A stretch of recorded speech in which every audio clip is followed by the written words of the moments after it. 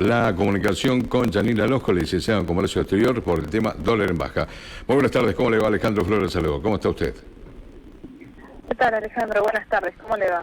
Bueno, se produjeron algunas puntualmente después del cepo, no hubo lo que se esperaba en cuanto al desplome de la cotización tras la salida del cepo, especialmente el dólar. Las explicaciones son varias y por lo menos algunos lo dan de que evidentemente no terminó influyendo lo que se pensaba en un primer momento y hay mayor oferta que demanda.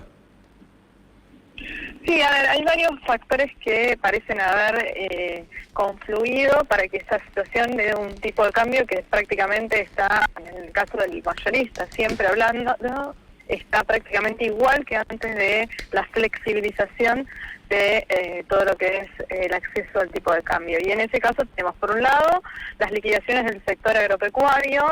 Se vio un mayor afluente de liquidaciones en estos últimos días. En particular ahí se menciona mucho el tema de la fecha de vencimiento del decreto que reduce la alícuota de los derechos de exportación para algunos sectores. Recordemos que esta medida que se toma ya por enero de este año para economías regionales eliminó definitivamente lo que eran derechos de exportación, pero para algunos productos agropecuarios la reducción es transitoria hasta el 30 de junio y por lo que confirmó el Poder Ejecutivo la semana pasada no se podría prorrogar. Se va del 26 sería del 26 al 33 nuevamente, ¿no? Exactamente, dependiendo de la alícuota que tenían los productos, se vuelve a la alícuota anterior. Claro. Y después tenemos, por otro lado, una decisión que tomó el Banco Central que obligó a que las entidades financieras tuvieran que salir a buscar liquidez a un costo mayor, lo cual hizo que subieran las tasas de interés de los plazos fijos, a lo cual también hay que sumarle, por otro lado, el contexto internacional y el factor de el cambio de normativa de pago de importaciones que está haciendo que muchos importadores demoren sus pagos porque todavía no pueden realizarlo, ya sea porque se están adecuando a los sistemas, porque están tratando de ver cómo está operando el mercado, el tipo de cambio, etcétera. Entonces, varios factores han terminado desembocando en esta situación particular, ¿no es cierto? Pero también, teniendo en cuenta, digamos, el dólar ahorro no se puede dar mucho porque, bueno, cuando se sale de esta medida, justamente estábamos casi, digamos, a mitad de mes. Va a haber que esperar quizás un repunte un poquito mayor cuando la gente comience a cobrar, digamos, bueno, puede haber un poquito más de demanda, porque hasta el momento, reitero, la demanda que se esperaba no fue.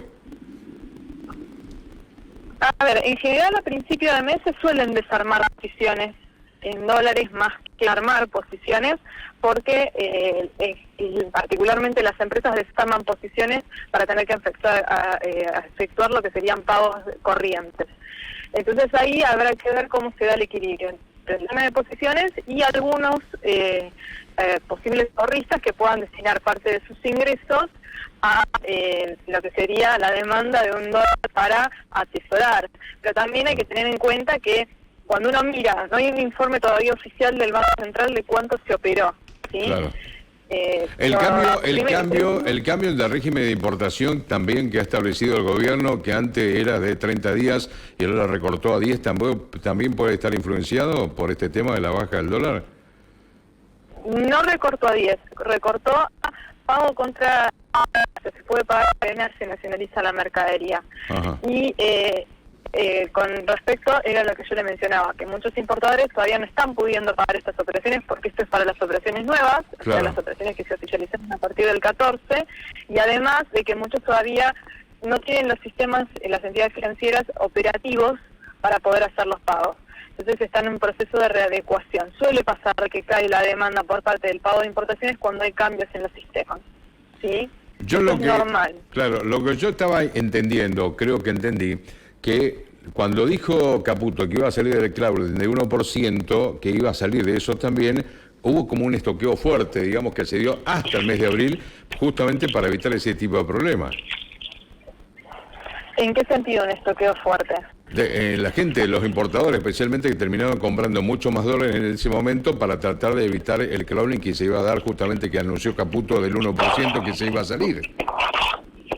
No se pudo hacer estoqueo de ningún tipo y le explico por qué. Porque hasta ese momento la gente podía pagar a 30 días, inclusive con mayores restricciones. Entonces no era factible estoquearse de productos antes de las salidas. No.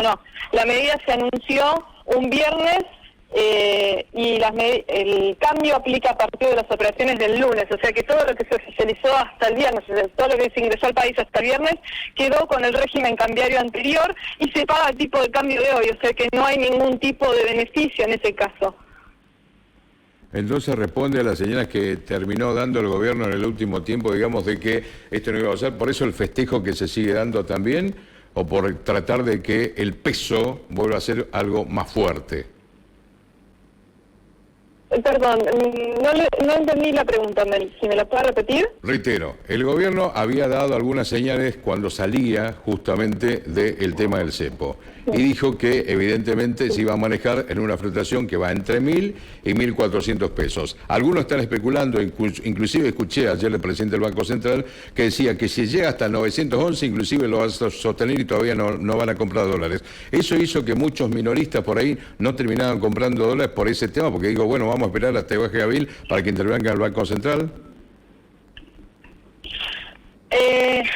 A ver, hoy el piso es 1.000. El Banco Central no interviene hasta que llegue a los 1.000. Sí. Pero a partir del 1 de mayo el piso es 990. Porque todos los meses el piso baja un 1%. Claro. Y el techo sube un 1%. Entonces, ¿sí? Imagínense que en este escenario de baja puede haber gente que esté esperando a, podemos decir, no el 1 ni el 2 de mayo, que son feriados, pero a ver qué pasa el 5, porque ya el 5, el piso, es 990. Ajá. Y el Banco Central no va a intervenir hasta los 990. Y a partir de ese momento, ¿qué podemos esperar en cuanto a la economía, digamos? ¿Cómo se va a manejar eso? Si baja ese precio. Bueno, eso ya es difícil de prever, primero porque es un escenario que todavía no sucedió, hay que esperar, porque y ahí va a ser un punto. Lo que se está observando es una especie de resistencia, ¿sí?, en torno a los 1.100.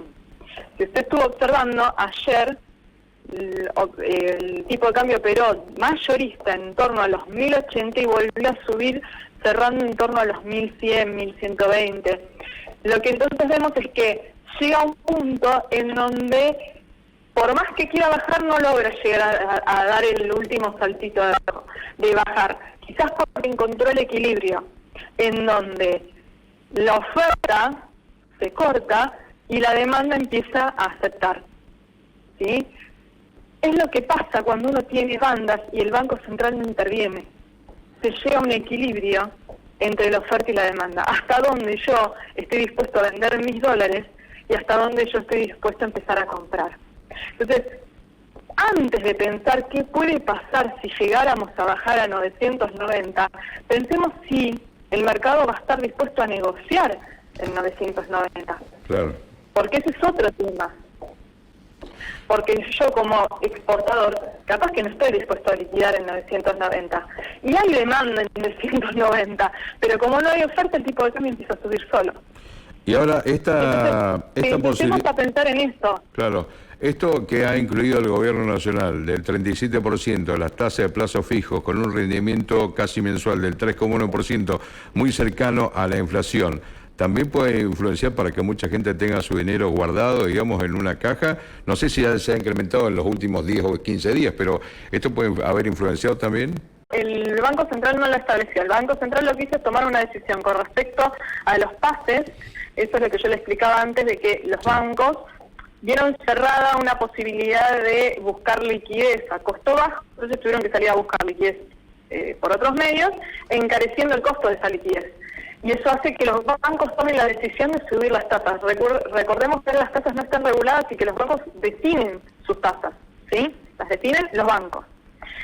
Aclarado esto, es importante que tengamos presente que, yo le dije, sí, puede ser que haya más tentación a hacer deposiciones en pesos, de dólares para colocarme en pesos para hacer tasa, como se conoce comúnmente. Pero ojo, porque estamos haciendo un análisis con solamente 5 días hábiles de mercado.